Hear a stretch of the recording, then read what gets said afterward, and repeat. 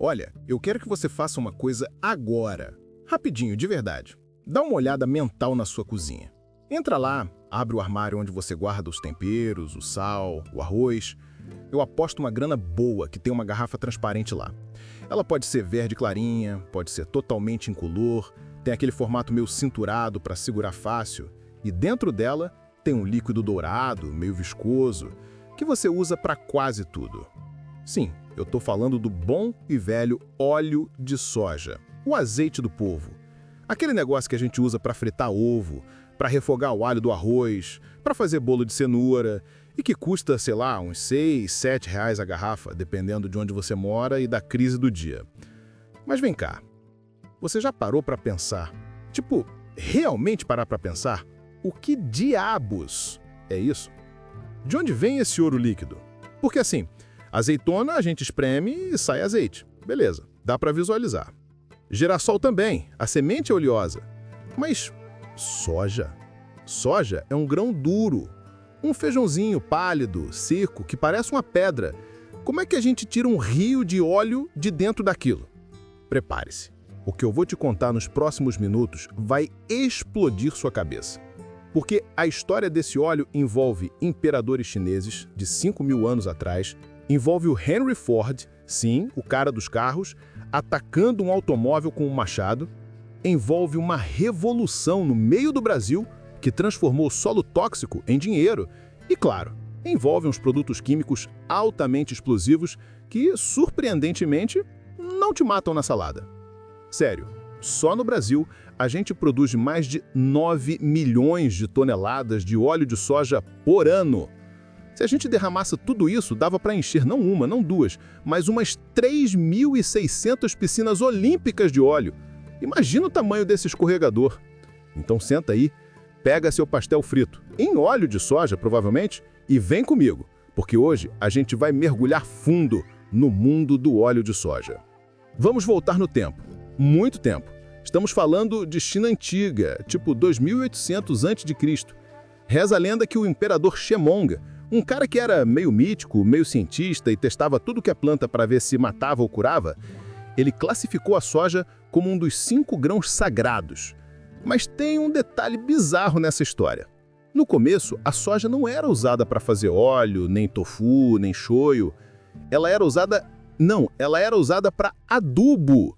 As raízes dela fixavam o nitrogênio no solo para plantar outras coisas. E por quê? Porque soja mal cozida é intragável e faz mal para a digestão. Levaram séculos, literalmente, até descobrirem que se você fermentasse aquele negócio, viravam os molhos incríveis. Mas o óleo demorou mais ainda.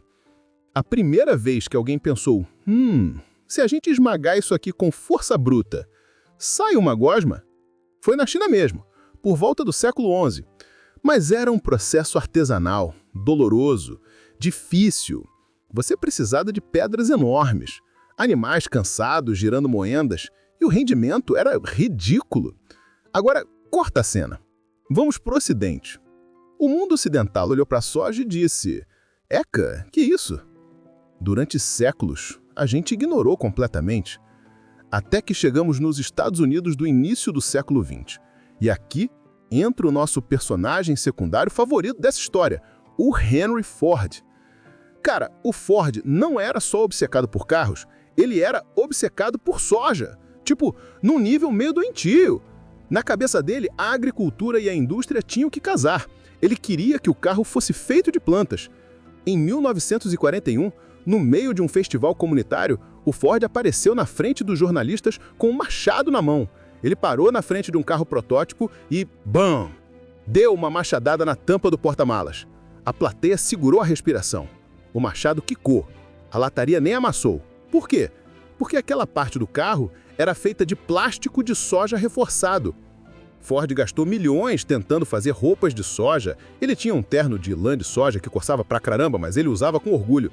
E, claro, tintas à base de óleo de soja para os carros. Foi aí que a chave virou. A Segunda Guerra Mundial estourou. O suprimento de gorduras e óleos tradicionais, vindos da Ásia e da África, como óleo de palma e coco, foi cortado pelos ataques submarinos. O Ocidente precisava de gordura para comer e para fazer explosivos. Sim, glicerina. E a soja estava lá, olhando para eles, dizendo: "Eu sou a solução." Agora, vamos falar de Brasil, porque é impossível contar essa história sem falar de como esse país virou o país da soja. Se eu te dissesse nos anos 60 que o centro-oeste brasileiro seria o celeiro do mundo, iam rir da sua cara e te internar. O solo do Cerrado era ácido, pobre, cheio de alumínio tóxico. Plantar ali era jogar dinheiro no lixo. Dizia-se que o Cerrado só servia para criar gado magro e tatu. Mas nos anos 70, rolou uma missão digna de filme de ficção científica da agricultura.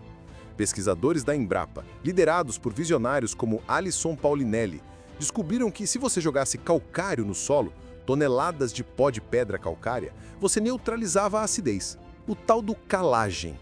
De repente, aquele deserto verde estéril virou o solo mais produtivo do planeta para leguminosas.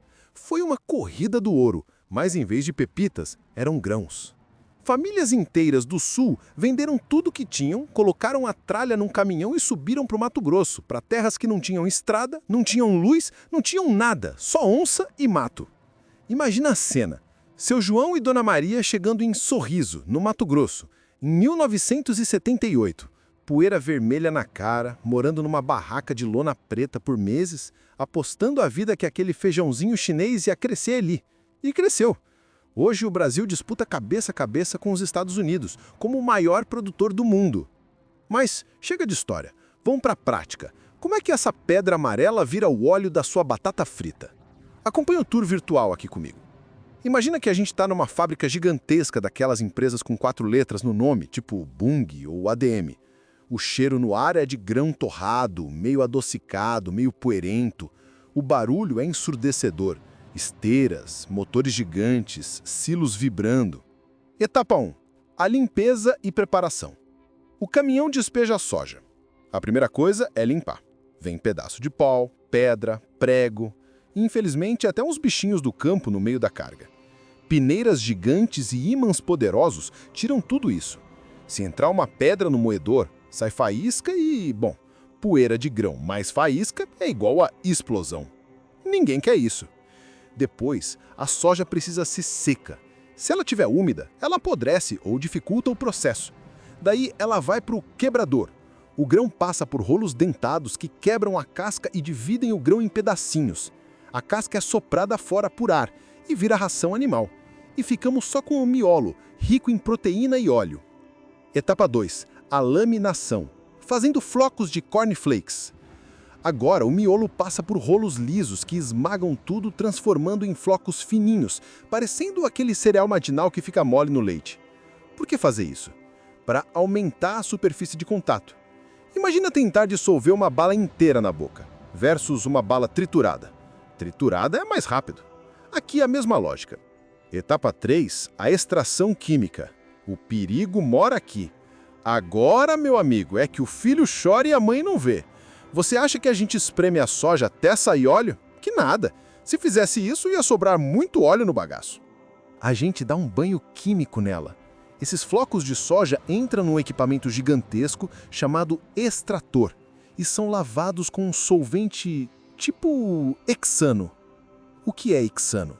Bom, ele é um derivado de petróleo, parente próximo da gasolina.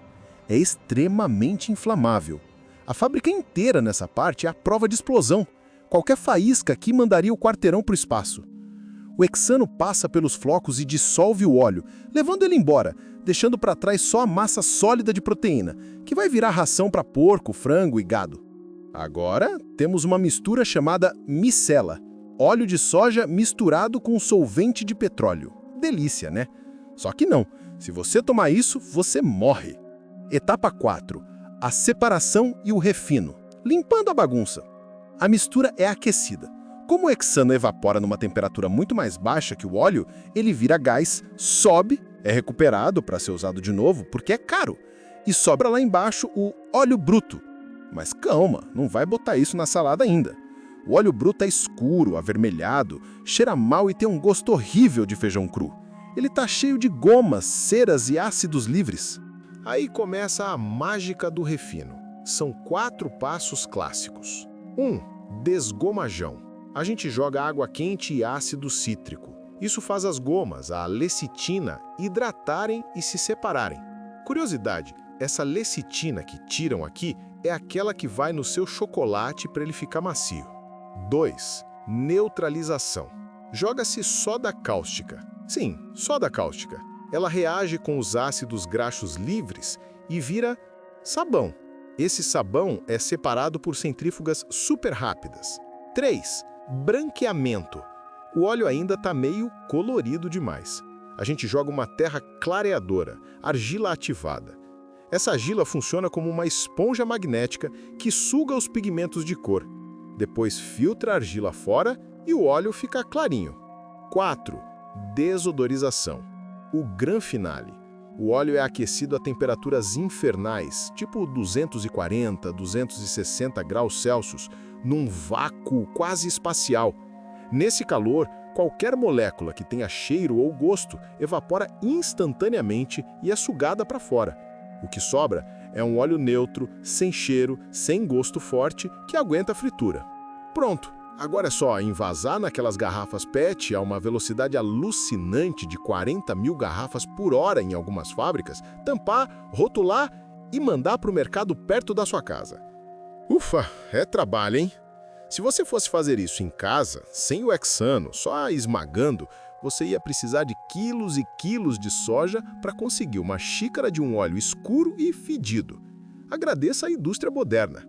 Mas o óleo de soja não serve só para fritura. Ele tem um lado B fascinante que a maioria das pessoas desconhece.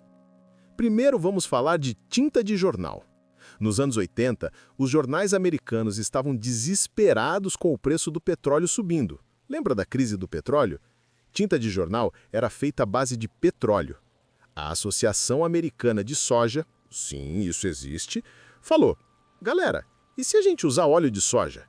Descobriram que a tinta de soja seca mais rápido, borra menos o dedo do leitor e as cores ficam mais vibrantes.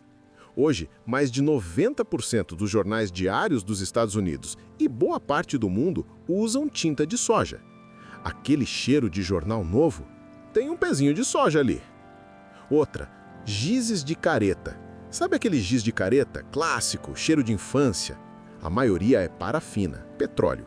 Mas existe uma marca famosa que substituiu a parafina por óleo de soja hidrogenado. O resultado? Cores mais suaves e um produto não tóxico caso a criança decida, sei lá, comer o giz azul para ver se tem gosto de céu. E tem a história bizarra dos elevadores da Estátua da Liberdade. Quando reformaram o sistema de elevadores da Lady Liberty, eles queriam algo ecologicamente correto, caso vazasse fluido hidráulico no porto de Nova York. Adivinha o que usaram? Um fluido hidráulico biodegradável feito à base de óleo de soja. O sistema vascular da Estátua da Liberdade corre com sangue de soja, meu amigo. E claro, não dá para ignorar o elefante na sala, o biodiesel. Hoje, no Brasil, quando você encosta a sua picape ou seu caminhão no posto e pede diesel, você não está colocando só diesel mineral. Por lei, tem uma porcentagem que vive mudando. É B10, B12, B14, de biodiesel misturado. E a esmagadora maioria desse biodiesel vem do óleo de soja. O seu transporte, a entrega do Mercado Livre que chega na sua porta, tudo roda com um empurrãozinho desse grão. Mas nem tudo são flores no jardim da soja. Tem as tretas, as polêmicas. Lembra que eu falei da lecitina de soja? Olha os rótulos de tudo que você come industrializado. Bolacha, chocolate, pão, sorvete, maionese. Vai estar escrito lá: emulsificante lecitina de soja. A soja dominou o mundo de um jeito silencioso. Ela é o ingrediente invisível que mantém a textura da comida moderna. Sem ela, o seu chocolate ficaria esbranquiçado e farelento e a sua maionese separaria a água do óleo em 2 minutos. Agora vamos falar de dinheiro, o negócio por trás do produto. Quanto custa fazer isso? Olha, a margem de lucro numa garrafa de óleo é ridiculamente pequena. É um produto de volume. As empresas ganham nos centavos multiplicados por milhões. O preço do óleo que você paga não é decidido pelo dono do mercado. Ele é decidido em Chicago, na Chicago Board of Trade. É lá que homens engravatados e computadores de alta frequência gritam ou digitam, comprando e vendendo safras que ainda nem foram plantadas. Se chove pouco no Mato Grosso ou dá uma geada em Aima, nos Estados Unidos, o preço na gôndola sobe em 2 semanas. É um mercado global, interconectado e extremamente volátil. Para você ter uma noção, o complexo soja, grão, farelo e óleo é o principal produto de exportação do agronegócio brasileiro. A gente fala de bilhões de dólares entrando no país.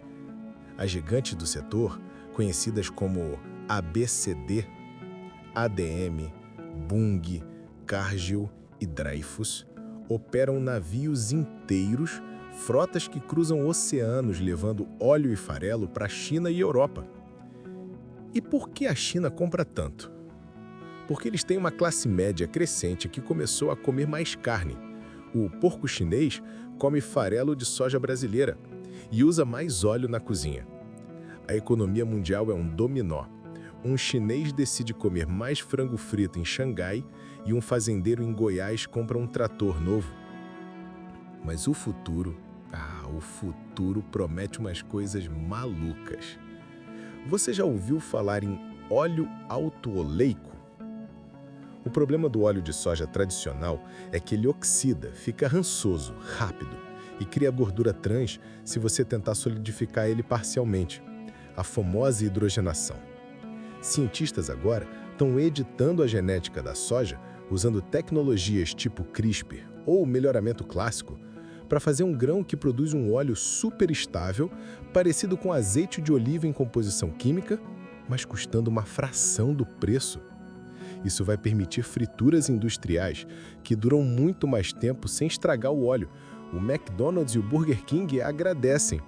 E também lubrificantes de carros de alta performance biodegradáveis. Tem também a briga do diesel verde, ou HVO, óleo vegetal hidrotratado. Diferente do diesel comum, que às vezes dá problema no motor no frio, o diesel verde é quimicamente idêntico ao diesel de petróleo. Você pode encher o tanque de um avião com ele. Sim, aviação sustentável movida a suco de soja refinado em alta pressão. O céu é o limite, literalmente. E para fechar, vamos refletir aqui. Começamos esse papo na sua cozinha, olhando para uma garrafa plástica de R$7. Parece a coisa mais banal do mundo. Mas olha a volta que a gente deu. China antiga, Henry Ford e seus ternos de plástico, a conquista do Cerrado brasileiro, química de petróleo explosiva e robôs em Chicago definindo preços. Aquele óleo ali é tecnologia pura. É o resultado de milhares de anos de agricultura e 200 anos de revolução industrial condensados em 900 ml. Da próxima vez que você for fazer um ovo frito, dá uma olhada com respeito para aquele fiozinho dourado caindo na frigideira. Ele tem história. E fica a pergunta, que outras coisas banais aí na sua casa escondem segredos épicos? A pasta de dente? O vidro da janela? O sabão em pó? O mundo é cheio dessas coisas. Spoiler: a história da pasta de dente envolve ossos moídos e casca de ovo no passado. Mas isso é papo para outro vídeo. Se você curtiu essa jornada gordurosa e fascinante pelo mundo do óleo de soja, deixa aquele like maroto, porque ajuda demais o algoritmo a entender que vocês gostam de conteúdo cabeça, mais divertido. E comenta aí embaixo qual outro produto do dia a dia você quer que eu disseque a origem. Eu leio tudo, viu? Semana que vem a gente volta com mais uma história de origem que vai fazer você parecer a pessoa mais inteligente da mesa do bar. Obrigado por assistir até aqui. Você é gigante. Ah, curiosidade bônus antes de ir embora. Sabe o tofu, aquele queijinho branco de soja? Ele é basicamente o processo inverso. A gente pega o leite da soja e coalha ele. Se você apertar muito o tofu, não sai óleo, sai água. O óleo está escondido na estrutura molecular antes de virar leite. É química, meu parceiro. Fui!